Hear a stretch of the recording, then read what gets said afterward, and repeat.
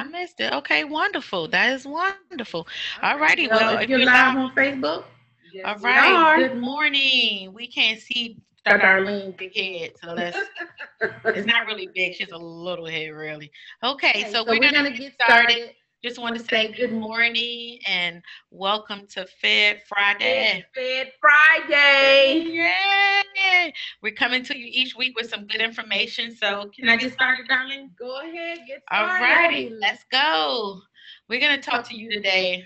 Okay, Okay, we just haven't. give it a minute. We're still working on that part, getting this presentation. Just keep hitting it and clicking, Rita. It's going to start.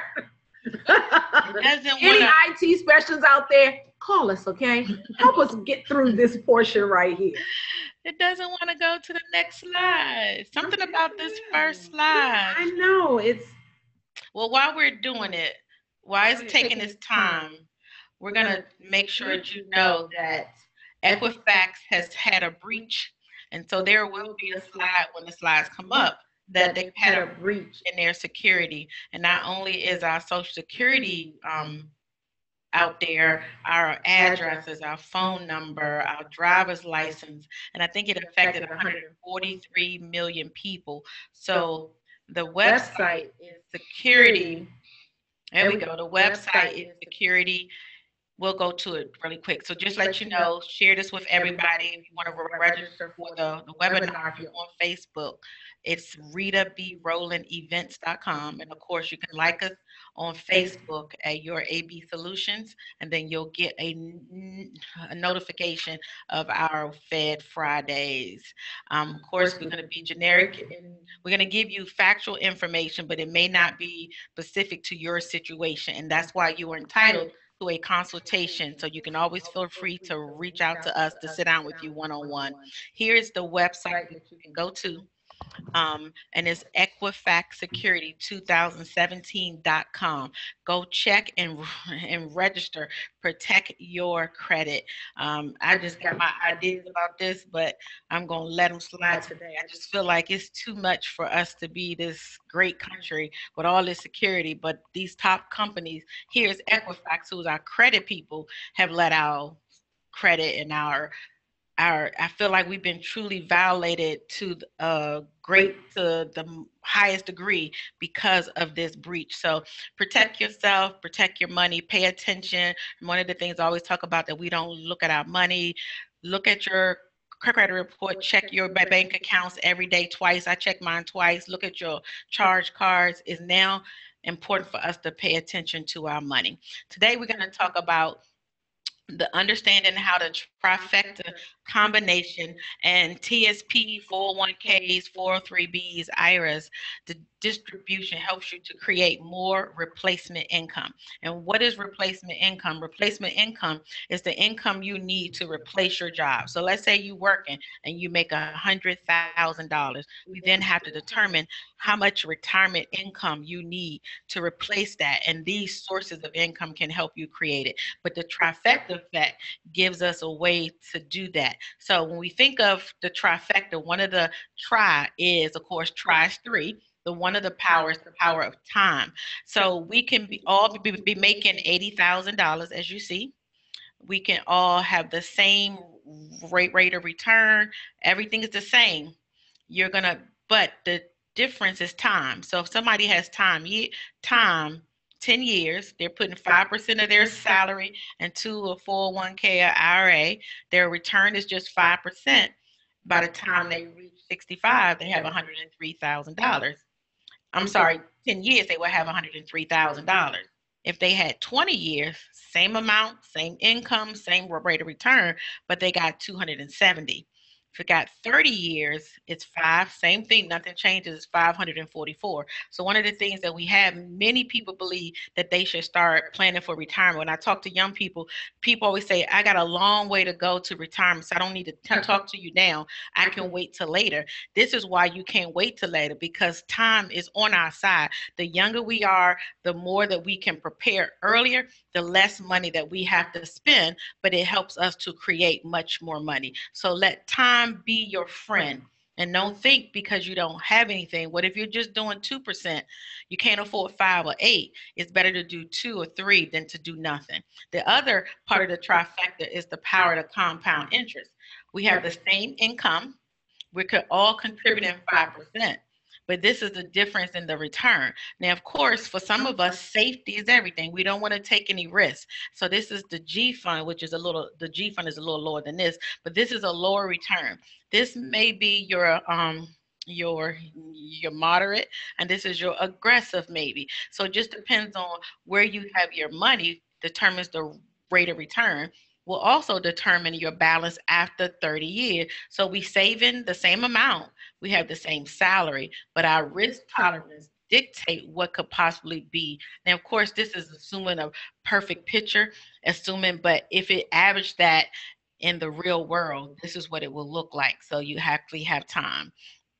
The next one is the power of your contributions. We got the same salary, but one of you guys is doing 5, I'm doing 10, and somebody else is doing 15. We got the same rate of return, but because you're putting in less and I'm putting in a little more in the next one, so the amount that you put in, of course, can have an impact. So how do we put these all three together? The trifecta is where that comes in. We have the same income, but we're contributing 15%, and we got an 8% return, and we got 30 years. So that's $1,000,008. And what they say today, will $1,000,000 be sufficient for us 20, 50, 30 years down the line for retirement? Please note that this 15% does not have to all be, wait a minute, in a qualified plan. It can be a mix of retirement solutions. It can be a thrift saving. It can be an IRA on the outside. It could be a Roth. We do a lot of specially designed life insurance, which over the next 3 weeks we will be going over that. It could be real estate stock. The key is that put enough money over enough time with a decent rate of return to give you what you want. And it's planning and sitting down with us. Of course, I'm going to say us, so that we can help you put together a strategy that can help you reach your financial destination with the proper trifecta that helps you. Now, let's talk about Social Security. I know we've been pushing this for a few weeks. We finally here. Now, I know for years I talked about social insecurity, Social Security. We want to make sure that our funds there. That's what our worry is, that people want to take it early because we don't think it's going to be here. And we really don't know. But I know, I think that Social Security will have to do something. I think we all know that because it's running out of money. It's already started running out of money. But will they take it all away? I find that hard to imagine that they could just take away what most Americans will survive off of. There have to be some change. So let's look at it. One of the biggest fears is on the front page of our statement. And many people never look at the front. We make sure that's our name on the front, and then we open up the inside and we start looking at what we're going to get. But on that front page, it gives you a benefits warning. It says in 2016, we would begin paying more in benefits than we collect in taxes. Without changes by 2037, the trust fund would be exhausted and the payroll taxes collected would be enough to pay only about 73% of your benefits owed. Now, it's two things. One, it says about, which means it could be about 50%. It could be about 80%. This about gives them a leeway that if it's not 73%, if it goes to 30%, they didn't say it would be 73. It said about. And they said that this was going to happen in 2016, which was last year. But what many people don't know, this actually started happening in 2011. So it's a lot, and it started because after the market declined, the market dropped, real estate, people lost their jobs. Many people started collecting Social Security early because if you have a choice to starve to death and can't pay your bills, are you going to be concerned about waiting till your full Social Security age, or are you going to take what you can so that you and your family can survive? So just understand the warning. Be mindful that Social Security was only designed to accommodate about 20 to 30% of your retirement income. So that replacement income, Social Security was only supposed to be about 20 to 30%. Your 401ks, your IRAs was designed to be about 30 or 40. And if you have a pension, that's what the other 20 to 30% supposed to come. Unless you're under the civil service retirement because you have such a great pension and they don't exist anymore, yours is designed to be anywhere between 56% and 80% because you do not qualify for Social Security. So it's important to know that we don't put all of our hopes on one source of income because the system didn't design it for it to replace every single thing. That's why we need multiple streams of retirement income. That's why if you don't or you don't know how to plan this out, give us a call. So let's look at now this is only important for government employees. So if I have some private people on the line, just hold still for about 1 minute. I'm only going to share this because my civil service employees need to understand that from your civil service job, you do not qualify for Social Security. You do not pay into the system. However, you may have worked part-time a little bit of time, or most of the time is a spouse who is eligible for full Social Security. It's a formula that they do that for every $3 that you're receiving your civil service pension, your Social Security spousal benefit will be reduced by $2. Here's an example. You're eligible for a $600 Social Security spousal benefit. Your surge check is 1,000. And we know for anybody working for the government, I doubt if your civil service check would be $1,000. But just to make sure you understand the concept, what they do is they take the offset, takes 2/3. If you see this $2-3 combination, multiply by what your pension is, and that's $666. Because this $666 is greater than the $600 that you're supposed to get, it eliminates your spousal benefit. This happened to my stepmother. My dad died in 2008. He was a FERS employee. He worked most of his career private industry, 13 years in the government. When he retired, of his retirement income, 75% was from Social Security because he didn't work long in the government. Because my stepmother is a federal government employee at that time, she was civil service, her pension was 2/3 of it was more than what she was supposed to get from my dad. So the $1,600 that he was getting every month, she got not one penny from that because she was a civil service employee. So very important for civil service employees, or if you're married to one, or if your mother or your father is in the system, let them understand that if their spouse is private or FERG, they probably will not see this benefit. That's where planning comes into play. Give us a call. We can help you make sure that, because what's also important that when we plan for retirement, we don't plan for us. You plan for you and your spouse, because if your spouse go first, it could change the dynamic of the income that comes in the house. If you go first, it could change it. So it's important to know who goes first, what comes in. And if what comes in is not enough, then that's where the strategy comes in. How do we create that when you leave or I leave, our income and our household doesn't have to suffer because it's not enough income? All right, so when can you file? You can file at 62 is the earliest. Now that's the earliest you can file for. Not now, of course, if you're disabled, it could be different, but just go assuming you work and you're retiring at age 62 is the earliest. Most of us will take a 30% cut if we take it at 62. Your normal age is between 65 and 67, depending on when you were born. And I think that screen is next. And then the most you can get is the latest is the deferral stops at 70. So no matter who you are, if you reach 70, start taking your Social Security check. It's not going to grow anymore by you letting it wait. Okay, so let's look at some numbers really quick. I'm going to ask you, I may go just a couple minutes over our 20 minutes max, so just give me a chance because I want to finish this. So here's your full age, depending on what year you were born.